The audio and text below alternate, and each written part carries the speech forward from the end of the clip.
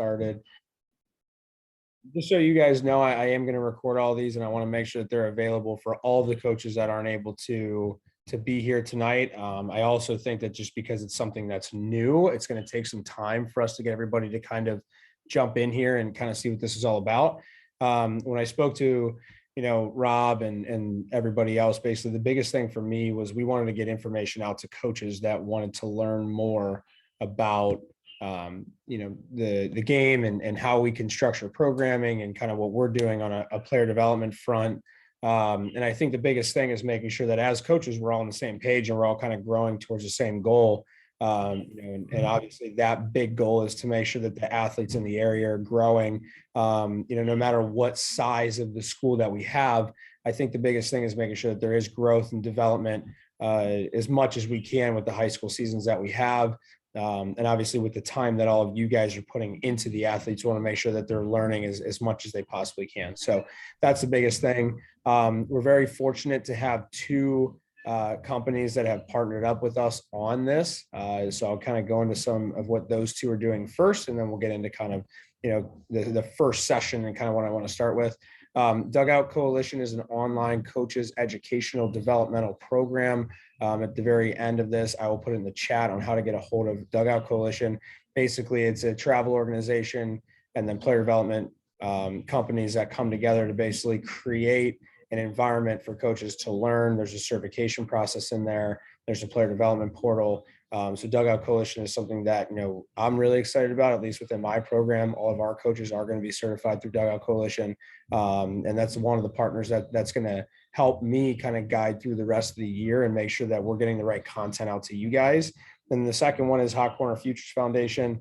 That is our nonprofit organization that's helping underprivileged and underserved athletes in the community. We do a lot of equipment drives. We do a lot of player fees that we give organizations so that the athletes have a place to go so that we can keep the fees down. So both of those organizations are massive on the coaching and athlete front.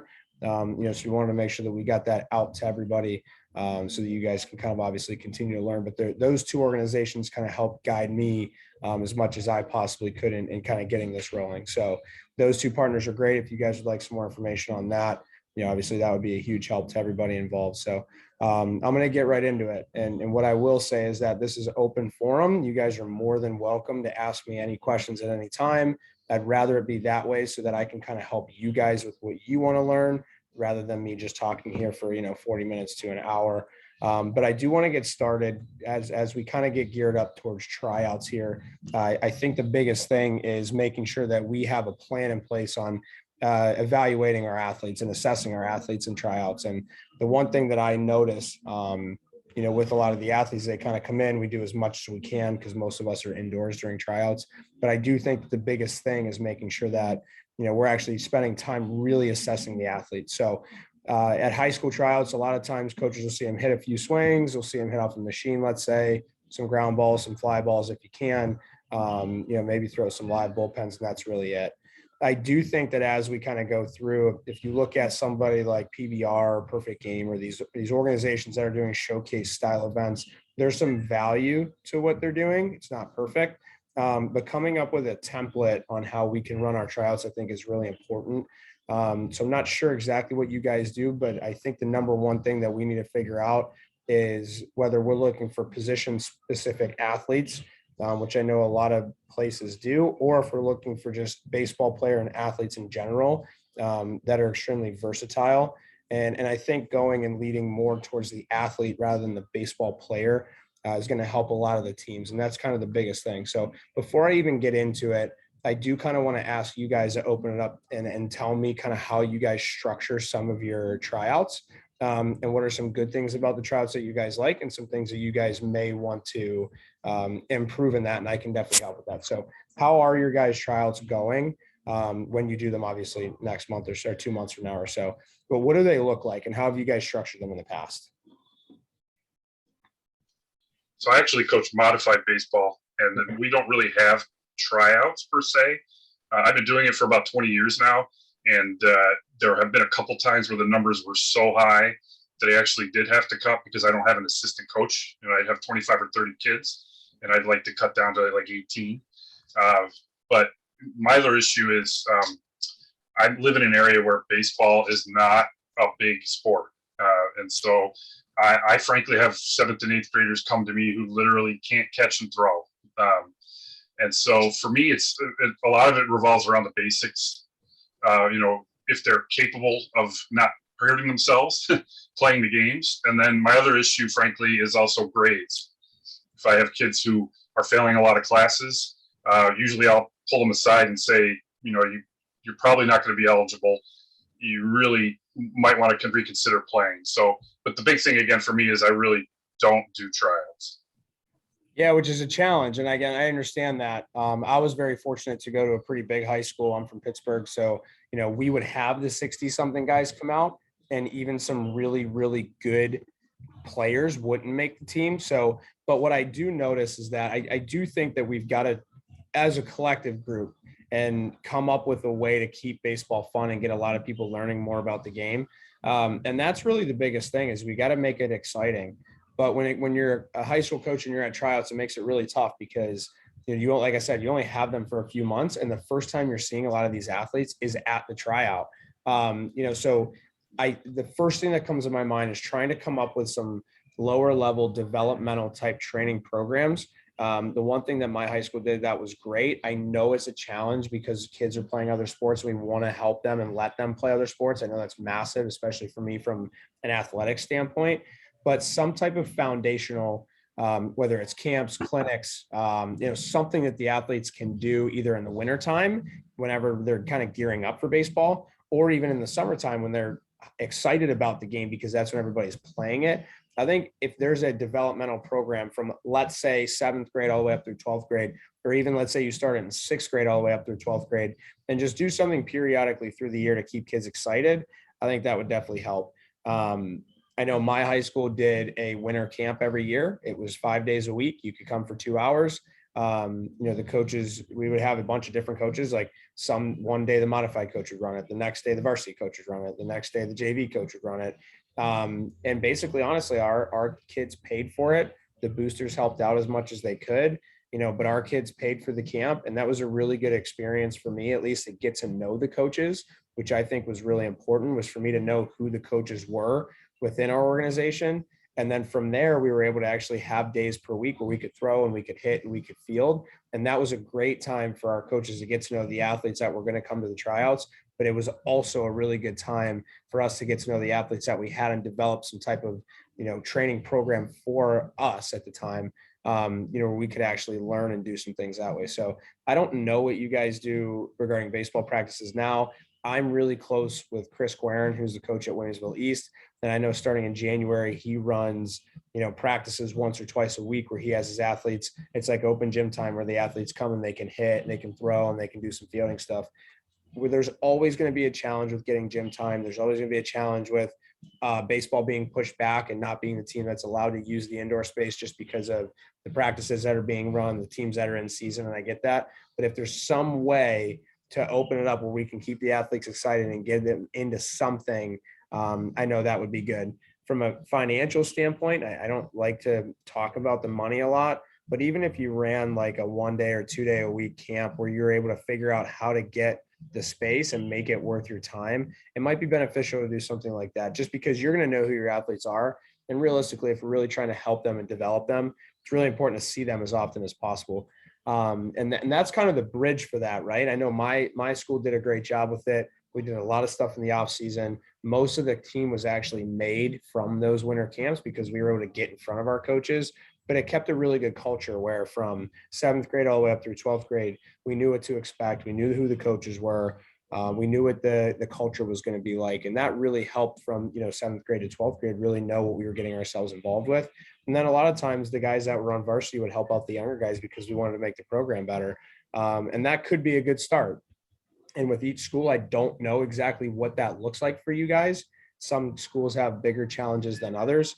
But I think that's probably the first step, is trying to get the whole entire organization on the same page. And I know that there's turnover every year, but from a developmental standpoint, it starts at modified, because that's the first time that those kids are playing school sports. And so if we can get them on a good developmental track starting in, let's say, 7th grade, by the time they're seniors, that varsity coach should have it a little bit easier because those athletes know the warm-up routines. They know what they're doing pregame for their, prep work. Let's say the defensive fundamental work. They know what they're doing from a hitting approach standpoint.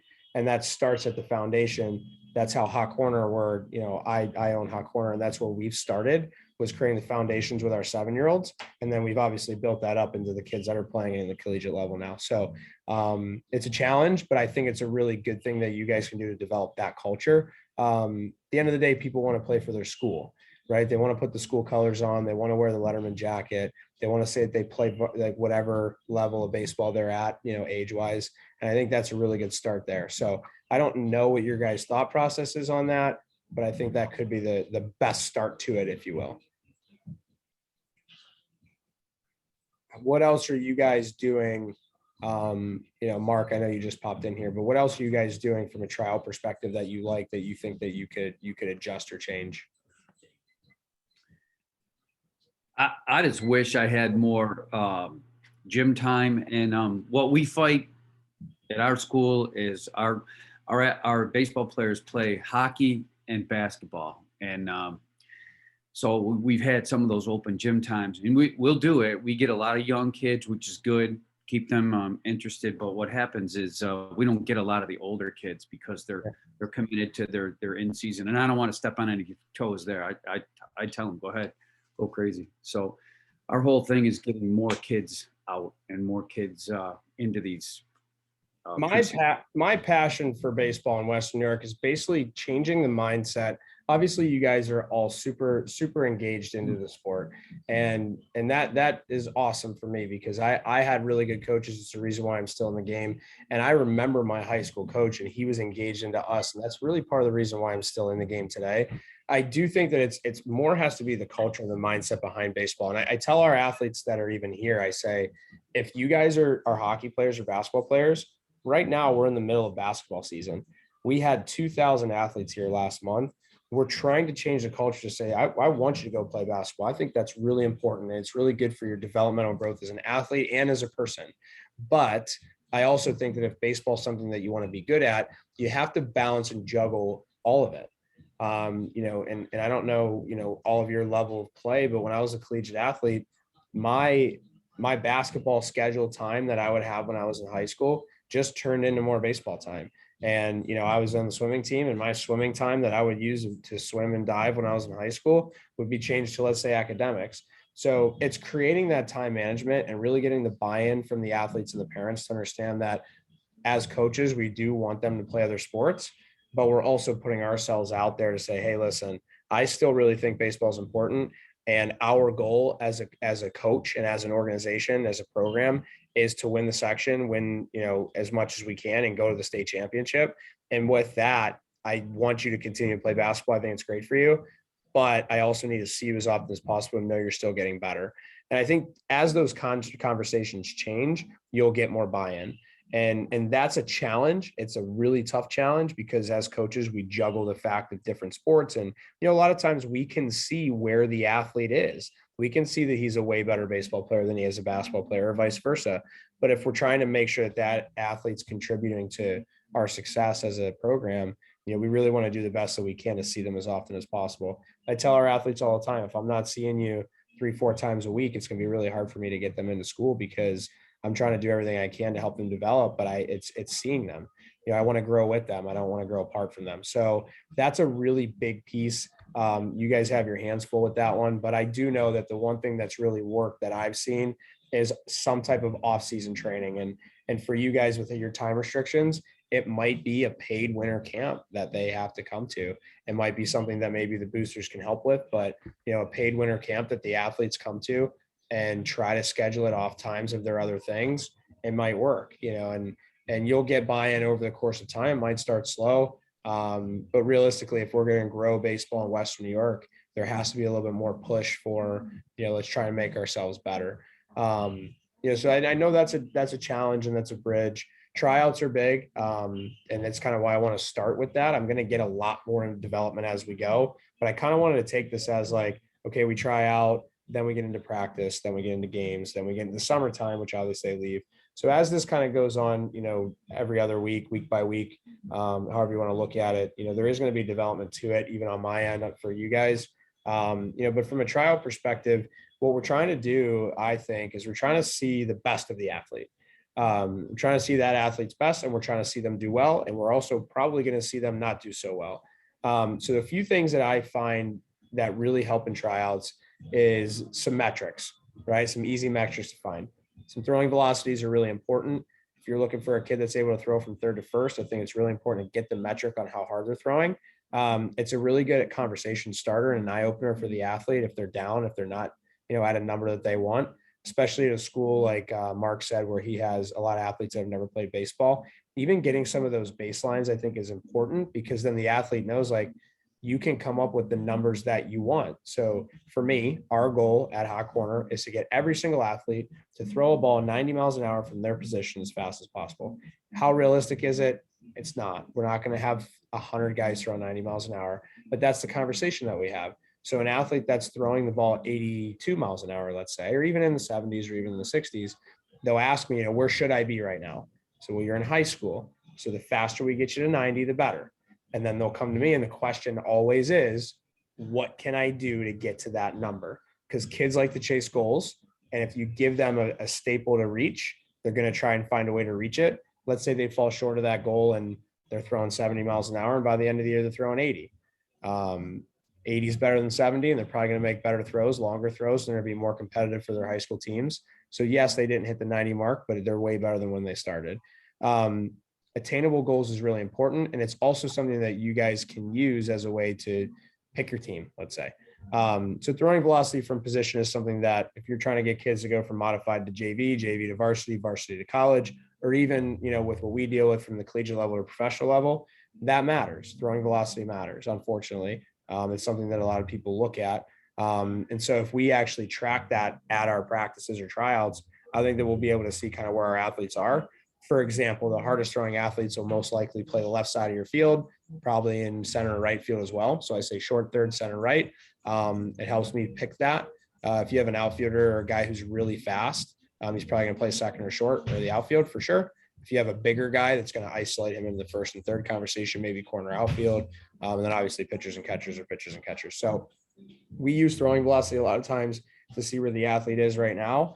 And then that'll help them with a developmental plan on what they can do in the future. So for example, if you have a kid who's like throwing 70 miles an hour and let's say he makes your team, great. And at the end of the tryout, he says, hey coach, yeah, I throw 70 and I want to throw harder. What do I do? And then as a coach, that's when we can say, hey, long toss is a really good thing for you. And we're going to incorporate that in our throwing prep work whenever we actually get through our practices. I have it planned out that you guys are going to do long toss 3 days a week. That's obviously really going to help that. But if you really want to make your arm stronger, you really got to start working on the arm. And that's going to help you kind of validate yourself as a coach to the athlete and kind of get them to really listen to what you have to say because you're trying to help them. So I think throwing velocity at tryouts is really important. The other thing that I see too is a lot of schools, a lot of coaches will use the machine at tryouts, which I know sometimes if we don't have a lot of people that are helping us, it's really the only outlet. But putting it at a realistic speed for them to have success, I think is important. For example, the fastest pitcher I saw on a varsity level last year in Western New York was 87. So our modified guys don't need to be swinging at 87-mile-an-hour pitching. They're not going to actually see that modified. So I think we do something that's a little more realistic. I have heard of a few schools that put the machine up at like 90 miles an hour. The majority of athletes, even their varsity starters, are swinging and missing. It's not really conducive to them actually showing their skills. And I also think for them, it's very defeating. So they're already going into school baseball with a negative mindset, where if we can put them in a position for success, even if we make the BP a little bit slower, it's going to allow them to show their best, which is obviously going to make our jobs harder as, evaluators. But, that athlete can leave there really happy saying that they did a really good job. And that's going to keep them coming back year by year. I know with athletes that get super defeated, they're like, yeah, well, I don't really want to do this anymore. And realistically, we want to put them in an environment for success. And I think that's part of that too. And the last thing that I'll add is if you guys can, live hitting is by far the number one telltale on how that athlete's going to perform for you during the season. If you guys have a cage and it's long enough where you can put a mound in there, I think doing some live hitting is great. I know they do it at Williamsville East every year. I know they've incorporated at Waynesville North. I'm not sure what all of your space looks like, but I know the biggest telltale and the best thing that we can do is live hitting. So having a pitcher on a mound that's throwing live to hitters with a catcher, I think is awesome. You don't have to get metric testing in there. Like if you have a radar gun, you can radar the pitcher to see how hard he throws. But realistically, we're looking at compete level. Is he going to be able to get outs? Things like that. So I think that live hitting, putting him in an environment for success, from a hitting perspective is really important. And I'm not sure what timeline you guys have, but letting the athletes go through whatever their routine is from hitting is really important too. So, at least with what we do is we do T work, then front toss, flip work, then BP. If I want to get into live hitting, I will do a machine every once in a while, but we've also created an environment for the athletes to hit live as often as possible. So I think for you guys being able to still allow those athletes to do some T work, to do some front toss work before they get into BP is really important. They want to feel warmed up. They want to feel like they're getting something out of it. And they want to feel like that you guys know that they want to get warmed up too. Now, timing wise, I don't know if that works, but I know from an athlete perspective, they want to show you their best. And the way that they can do that, honestly, is by being able to warm up properly and get themselves in positions to have success there too. So tryouts are definitely going to be something that is a challenge. You guys have time restrictions, space restrictions, weather restrictions. I get that. But being able to actually have trackable, attainable goals, I think is huge. Like for example, it's very easy to test a kid's home to first. You use a stopwatch, he runs from home to first base. If he runs like a 5-second home to first, he might not be a guy that you're taking, but if he's like a 4.6, 4.5 or better, he's probably a guy that you're probably going to hopefully take on your team because he's fast enough to contribute. Guys like that, like those are things that I think are really important, is attainable things that we can show an athlete. And the very last thing that I'll say about tryouts is try as best you can to come up with an evaluation that you can give every athlete at the very end, because those athletes are going to look at their sheet. I don't know how you guys do your cuts, if you do any cuts, but any type of evaluation for an athlete is really important because they want to know what they can do to make your team or give themselves a chance to make your team the following year. So what we do is we do evaluations and reevaluations every month. I know you guys aren't able to do that, but at the end of tryouts, being able to give them something like, hey, listen, like you really struggle with the bat this week. I do it on a 5 scale. You were like a 2. I really understand that you've been working hard at it, but realistically, if you want to get on this team, on this varsity team or this modified team, I want to see you in like the 3 or 4 range. And here are the things that I see with your swing that's limiting you from being able to contribute on our team, and lay it out there. Like make 3 or 4 things that they can do.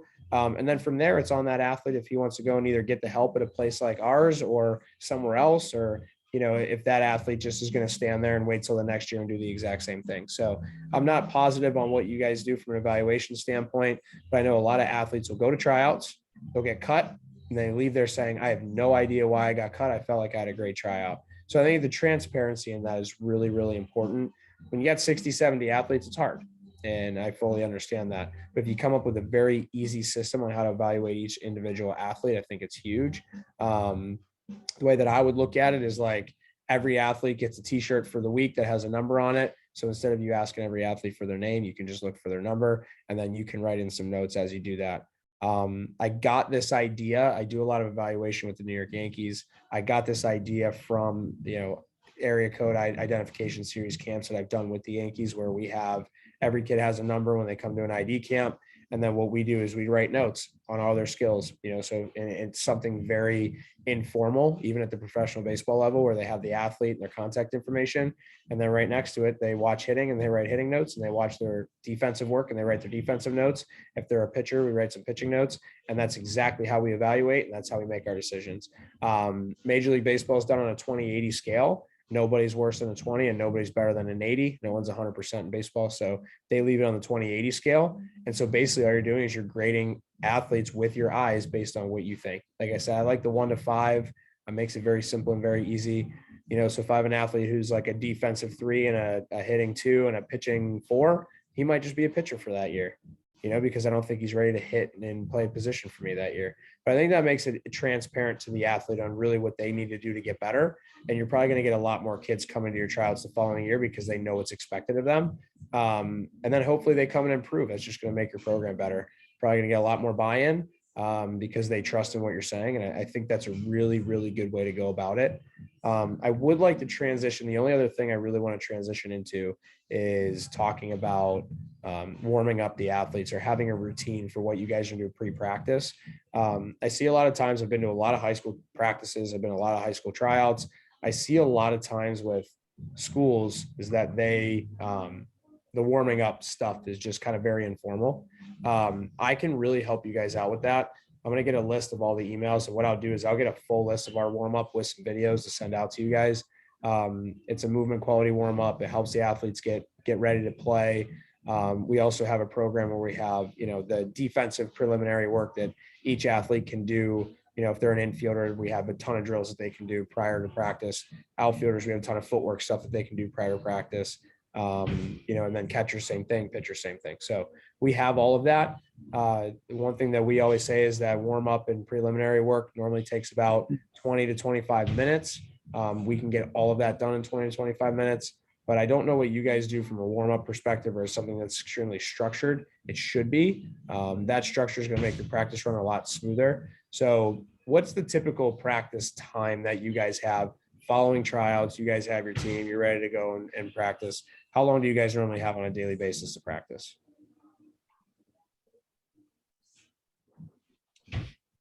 We go 2 hours. 2 hours? Anybody less than that? Yeah, I'm usually 90 minutes. 90 minutes. Okay. So what you can do, like the 2 hour practice, I think are great. I would 100% absolutely do a 25 to 30 minute warm up. The warm up is going to include their body stuff. It's going to include the preliminary work, and it's going to include their throwing. For the 90 minutes, you're trying to try and probably get most of that done in 20 minutes.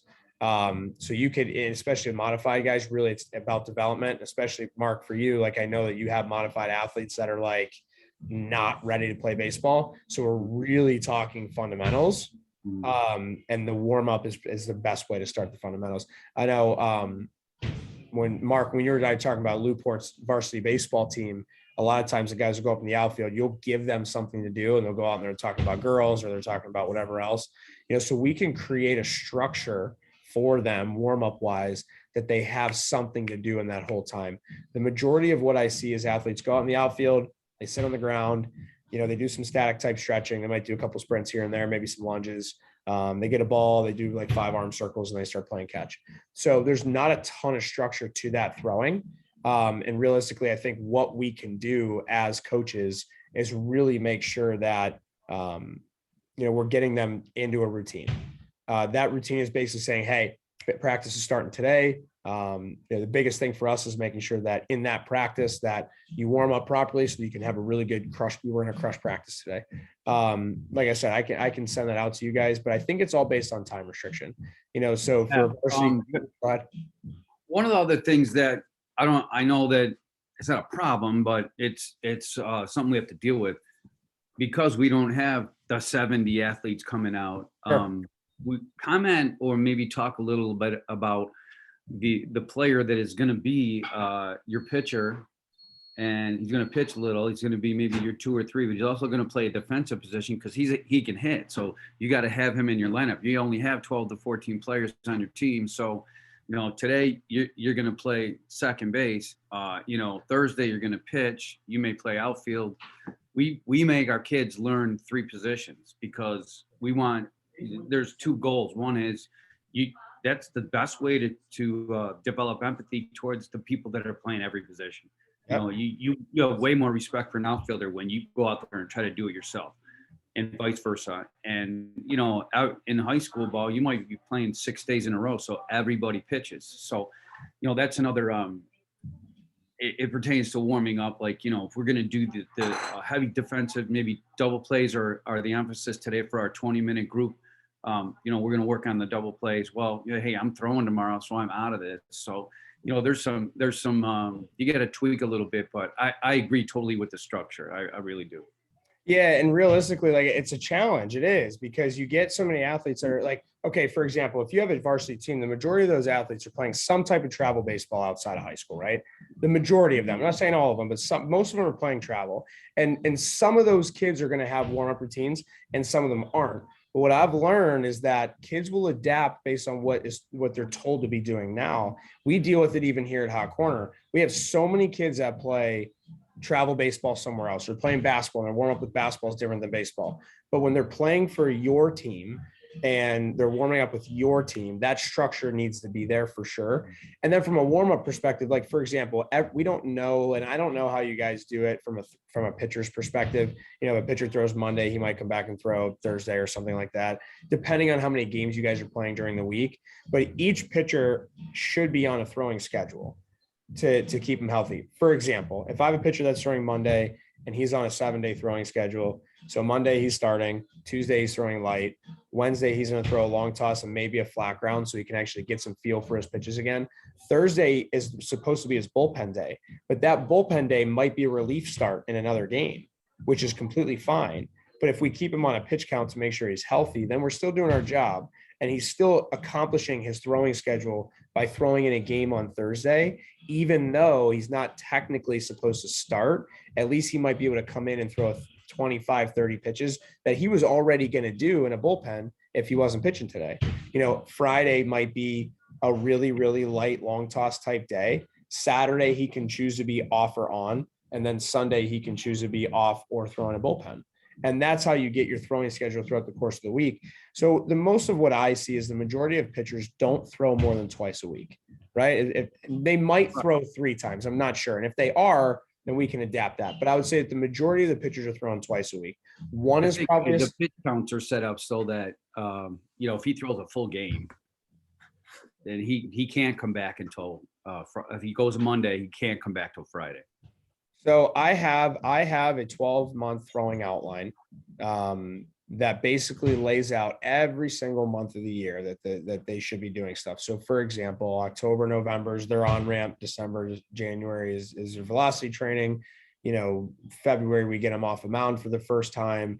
And then basically every kid that comes our place 2 weeks before tryouts, they're throwing live to hitters because I want them to go into their tryouts for school ready to pitch in a game, because we don't want them to be starting their ramp up whenever they're with you guys for the first time. You got 2 weeks until the game, and they're 2 weeks until a game, and now they're unhealthy, right? Because they're not ready to pitch, but we need them to pitch. So with a lot of the athletes that's doing some off-season throwing stuff, this is the reason why I think a lot of times the athletes need to be doing at a minimum throwing work in the wintertime. Because if you're a pitcher and you don't pick up a baseball until, let's say, March 1st, and there's tryouts, your arm's going to get hurt.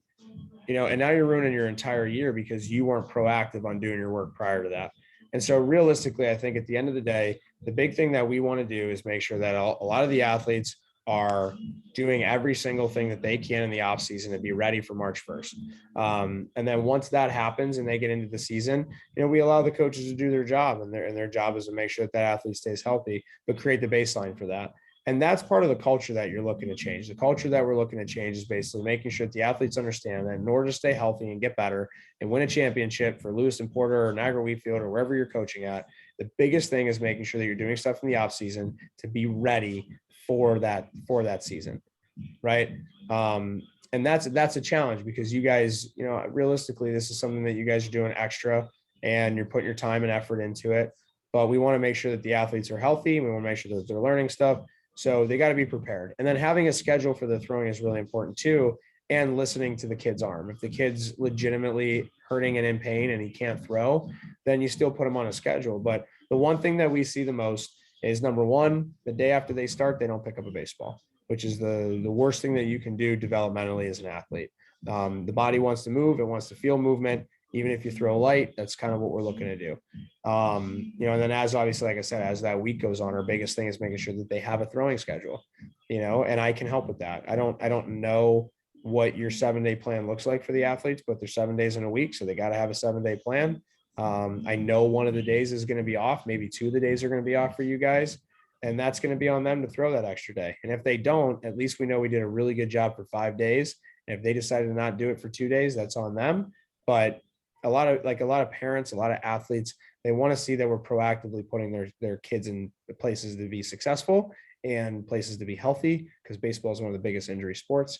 And I think that's kind of where, you know, that's why this all came about, was to be able to say, hey, listen, warming up the athletes is so incredibly important, and having a plan for that warm up and something that's consistent that every single school can do is huge. And then on top of that, we want to make sure that from a pitcher's perspective or even a thrower's perspective, we want to make sure that we're keeping them healthy. So if they pitch on Monday, they're only throwing light on Tuesday. So if we got another game and that's my shortstop, I may have to move him to second base just for that game Or to make first. sure he's healthy, or first. Sure. Right now, does it really put a damper on, putting the most competitive lineup out there? Maybe, because you want him at shortstop if he's your best player, right? We may have to just put him at second to make sure he's healthy and tell him that, like, hey, listen, I want you to play short. I get it. I know that you're going to tell me that your arm feels fine, but I'm going to put you at second base because I know it's for the best health and development for you. And you'll be at shortstop on Wednesday when we play game number 3 this week. And that's massive, because they want to know that you care and they want to know that you're there for them and you have a reason. But at the end of the day, we're coaches. We make the decision at the end of the day. So they got to listen to that. And I think that's big. From there, I think once we develop a good throwing schedule, I think from practice, I think structuring practices where athletes can play multiple positions is big. I'll give you a little bit of an example. I played shortstop at Canisius. I was a starting shortstop for 3 years. That was my spot. Every single practice, I played second base and I played third base. And I started at short every game for 3 years. And the reason why my coach did that was to make sure that if little Johnny gets hurt playing third and the second best player is our backup shortstop, I may have to move to third base for that game to make sure that our team was still in a good position to be successful that day. That's a challenge. It has to do with really good practice structure, which we can template out and kind of give to you guys as we kind of go through this. I do want to go through the practice structure with you guys as we continue to build off every other week. But I do think the biggest thing at the end of the day is making sure that we have multiple athletes playing multiple positions. It'll keep the practices fun. They're going to enjoy it. They're going to learn way more about the game. Take your first baseman and throw him in left field for some defensive work sometimes. He's going to probably not do that well, but he's going to learn footwork in the outfield. He's going to learn exactly what he needs to do. There's a lot of different things that I think he's going to learn from doing that. And then not only that, what happens if your second best player is on the bench and he's a first baseman, you may be able to put him in the outfield to give yourself a chance to have a better lineup out there. But that all comes with the time that you guys are spending, in the hour and a half or the 2 hours that you guys have. So, obviously a quarter of that practice is going to be used for warming the athletes up. And then it's just really, really, really efficient stuff for the next 75% of practice that you guys have to make sure that all the athletes are, in a place that they can, develop and grow and learn other positions. I never played second base or third base in my life leading up to playing in college. I didn't spend